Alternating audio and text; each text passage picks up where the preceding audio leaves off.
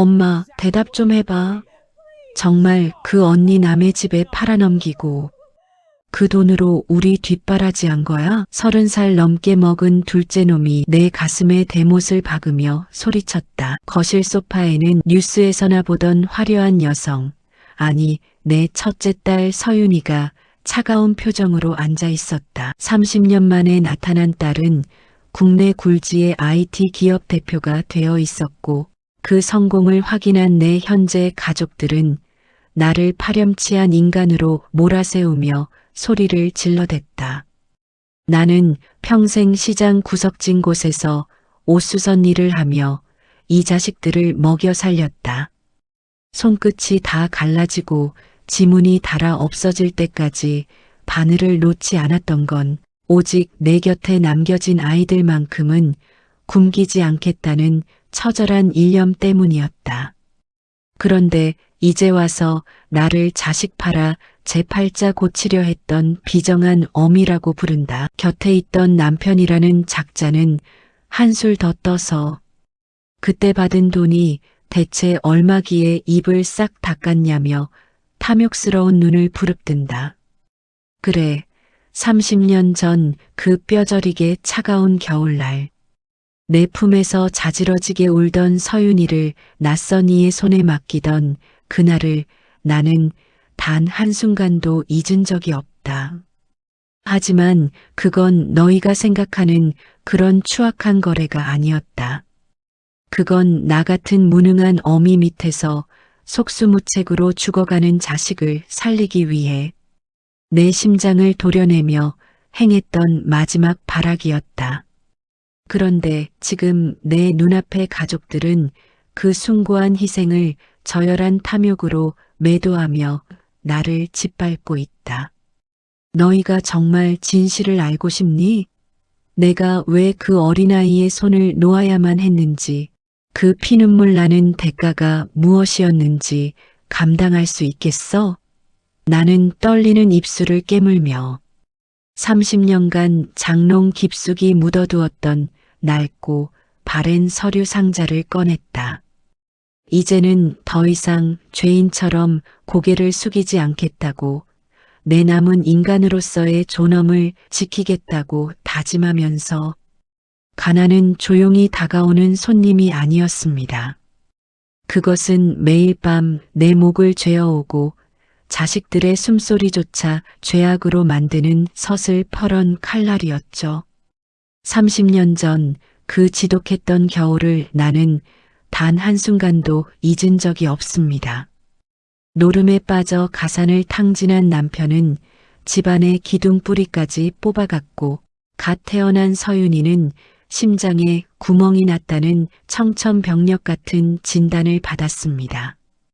수술비는커녕 당장 오늘 저녁 아이들에게 먹일 미음한 그릇조차 없던 비참한 시절이었습니다. 그때 제게 손을 내민 건 서윤이의 양부모였습니다. 그들은 차갑게 말했죠. 이 아이를 우리에게 맡기면 세계 최고의 의료진에게 치료받게 해주겠소. 하지만 조건이 있소. 오늘 이후로 다시는 이 아이를 찾지 마시오. 저는 무너져 내리는 가슴을 부여잡고 선택해야 했습니다. 내 곁에서 서서히 숨이 멎어가는 서윤이를 지켜볼 것인가, 아니면 평생 비정한 어미라는 낙인을 안고서라도 그 아이를 살려낼 것인가. 결국 저는 서윤이의 작은 손을 놓았습니다. 그 대가로 받은 돈은 제 사리사욕을 위해 쓰인 것이 단일전도 없었습니다.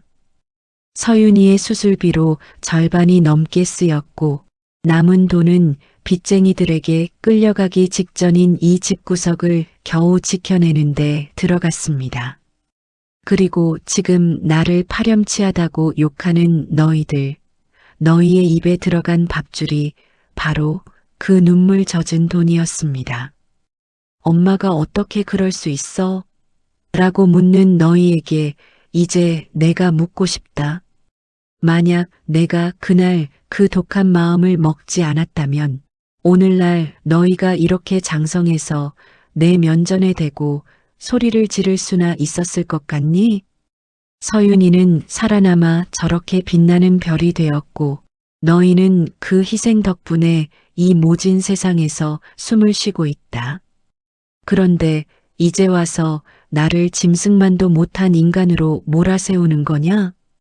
엄마가 그렇게 잘나서 우리를 살렸어?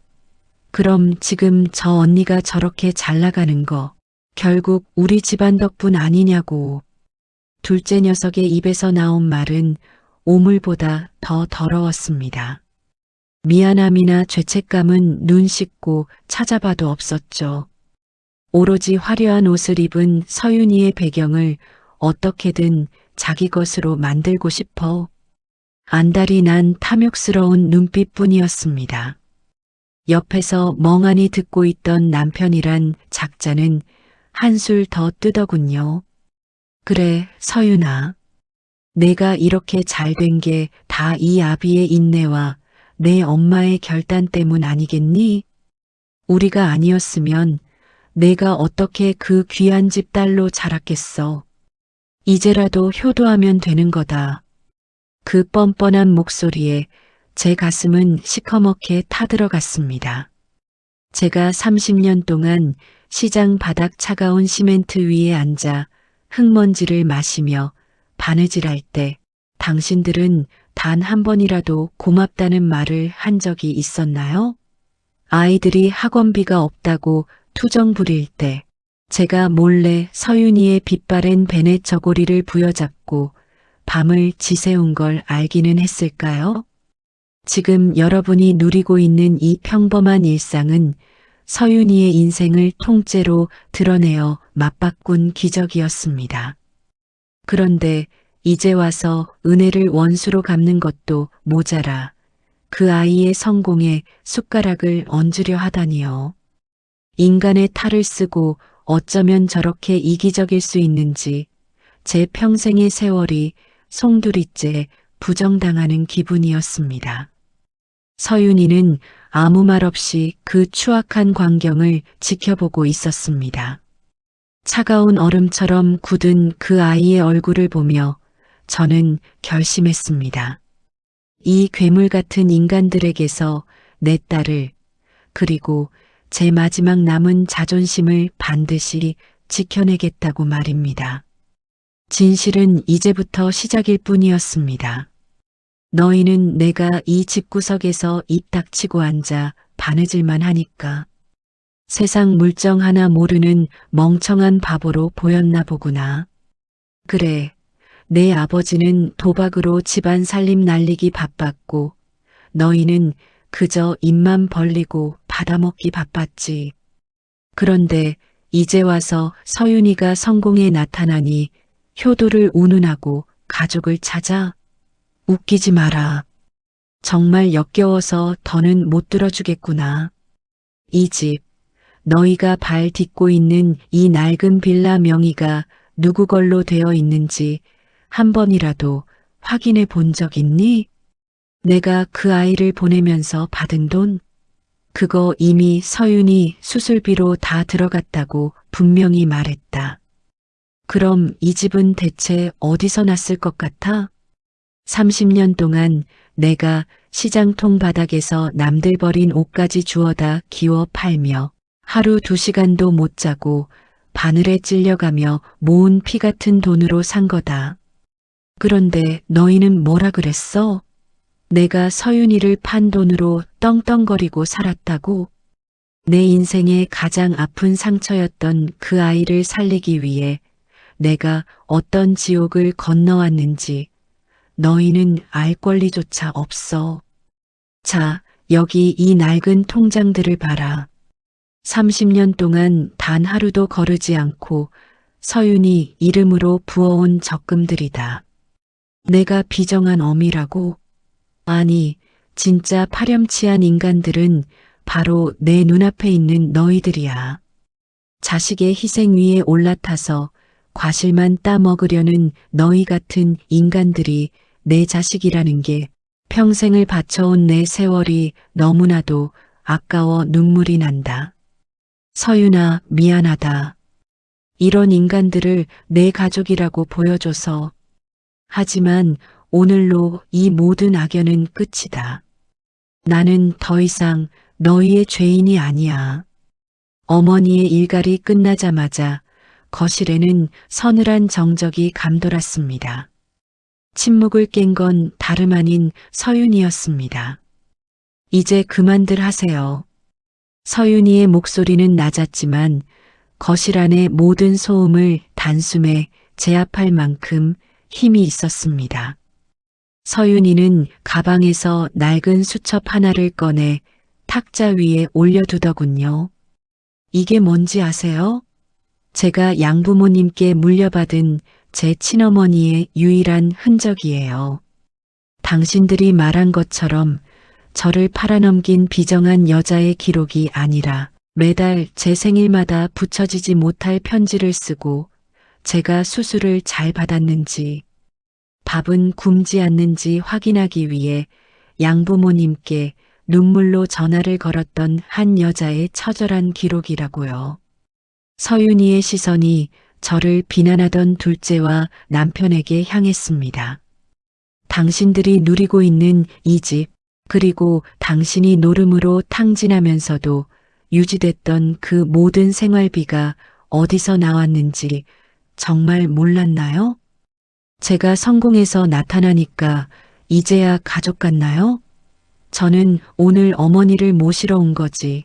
당신들 같은 기생충들에게 먹이를 주러 온 게 아닙니다. 어머니가 30년 동안 당신들에게 죄인처럼 고개 숙이고 산 건 당신들이 잘나서가 아니라 당신들이 그래도 사람일 거라는 신락 같은 믿음 때문이었겠죠. 하지만 그 믿음이 틀렸다는 걸 오늘 제가 똑똑히 확인했네요. 서윤이는 제 갈라진 손을 꼭 잡았습니다. 엄마, 이제 그만 가요. 이 지옥 같은 곳에서 엄마를 꺼내드리는 게 제가 오늘 여기 온 진짜 이유니까요. 저는 서윤이의 손을 잡고 일어섰습니다. 30년 동안 저를 짓눌렀던 무거운 돌덩이가 한순간에 가루가 되어 흩어지는 기분이었습니다. 저는 더 이상 이 집의 식모도 죄인도 아닌 한 아이를 살려낸 위대한 어머니로서 당당히 문을 향해 걸음을 옮겼습니다. 엄마, 어딜 가? 우리 버리고. 저 언니 따라가겠다고? 뒤에서 들려오는 둘째 놈의 절규는 이제 애처롭기까지 했습니다. 하지만 그건 저를 향한 그리움이 아니라 눈앞에서 사라져가는 황금알을 낳는 거위를 향한 탐욕의 비명이었습니다. 지영아, 내가 잘못했어. 내가 잠시 돈에 눈이 멀어서. 우리 정을 생각해서라도 이러면 안 되지. 남편이라는 작자가 내 바짓가랑이를 붙잡으며 매달렸습니다. 그 더러운 손길을 저는 가차없이 뿌리쳤습니다. 우리 정? 당신이 말하는 그 정은 내가 시장통에서 소금물 마셔가며 벌어온 돈을 도박판에 쏟아부을 때 이미 다 타버렸어. 당신들 눈엔 내가 사람으로 보이긴 하니? 아니면 무한정 돈이 나오는 구멍으로 보였던 거니? 서윤이가 제 어깨를 감싸 안으며 그들을 차갑게 쏘아보았습니다. 이 집, 그리고 지금까지 쓰신 생활비 내역서, 곧 변호사 통해서 보내드릴게요. 부당이득 반환 청구부터 시작해서 법적으로 대응할 수 있는 건 다 할 생각입니다. 그 말에 남편과 자식들의 얼굴이 순식간에 흑빛으로 변했습니다. 아니, 서윤아, 우리가 어떻게 가족인데? 이래, 가족?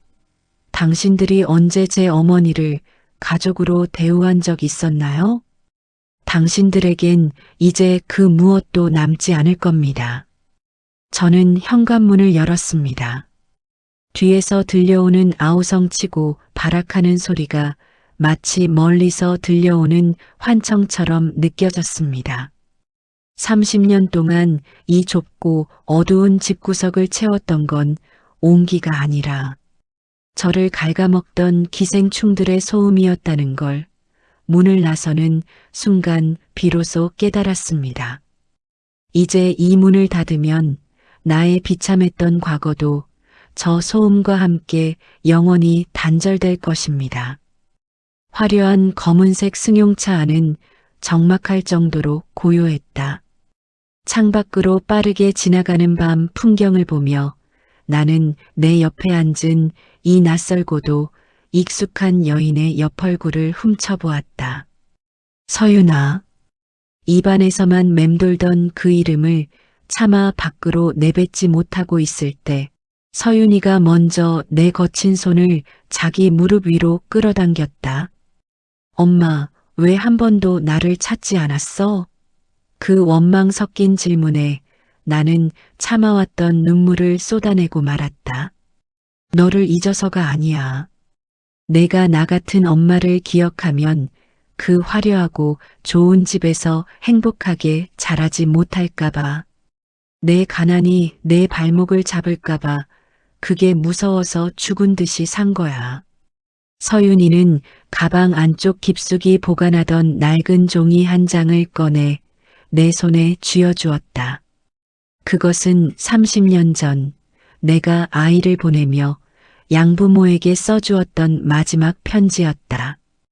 우리 아이 심장 수술 꼭 시켜주세요.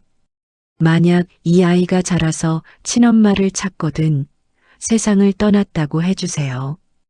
부디 제 가난이 이 아이의 흉터가 되지 않게 해주세요. 서윤이는 이 편지를 보며 매일 밤 나를 미워하면서도 그리워했다고 했다. 엄마의 가난은 흉터가 아니라 나를 살린 훈장이었어. 차 안에는 우리 모녀의 서러운 울음소리만 가득 찼다. 30년 전 차가운 수술실 앞에서 아이를 보내며 멈췄던 내 심장이 이제야 다시 뛰기 시작하는 기분이었다. 우리는 말없이 서로를 끌어안았다. 그토록 차갑게만 느껴졌던 세상이 서윤이의 온기로 조금씩 따뜻해지고 있었다. 미안하다는 말보다 고맙다는 말보다 더 깊은 진심이 우리 사이를 흐르고 있었다. 우리는 더 이상 버려진 어미와 딸이 아니었다. 서로를 위해 생애의 가장 아픈 부분을 도려냈던 세상에서 가장 강인한 두 여자였다. 서윤이는 저를 위해 도심의 전망 좋은 아파트를 마련해 주겠다고 했습니다. 하지만 저는 그 제안을 정중히 거절했습니다.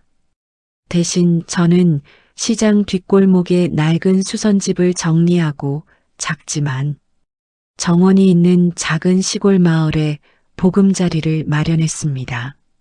30년 동안 남에 떨어진 옷가지를 꿰매며 살아온 제가 이제야 오롯이 저만을 위한 새 옷을 지어 입기 시작한 것이죠.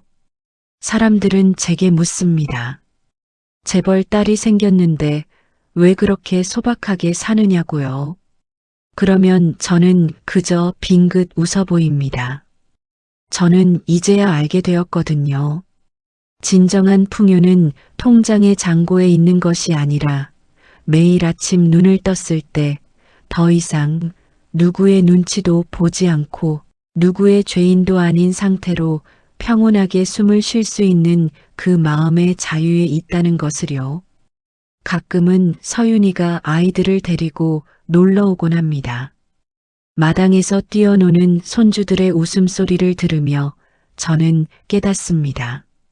제가 그 모진 세월을 견디며 지키고자 했던 건 단순히 자식들의 목숨이 아니라 바로 이 평범하고도 위대한 행복이었다는 사실을요. 저를 파렴치하다고 비난했던 그들은 이제 제 기억 속에서 먼지처럼 사라졌습니다. 분노조차 아까운 사람들이니까요. 저는 오늘도 돋보기를 쓰고 바늘기를 꼽니다. 하지만 이제는 누군가의 빚을 갚기 위해서가 아닙니다. 제 인생의 남은 페이지를 아름다운 색실로 수놓기 위해서죠. 가난 때문에 딸을 보내야 했던 그 아픈 기억은 이제 흉터가 아닌 저와 제 딸을 단단하게 이어준 숭고한 약속으로 남았습니다. 노을이 붉게 물드는 저녁, 저는 저 자신에게 속삭입니다. 지영아, 정말 고생 많았다. 너는 충분히 훌륭한 엄마였고 무엇보다 단단한 사람이었어. 이제는 정말 행복해지렴. 시청해 주셔서 감사합니다.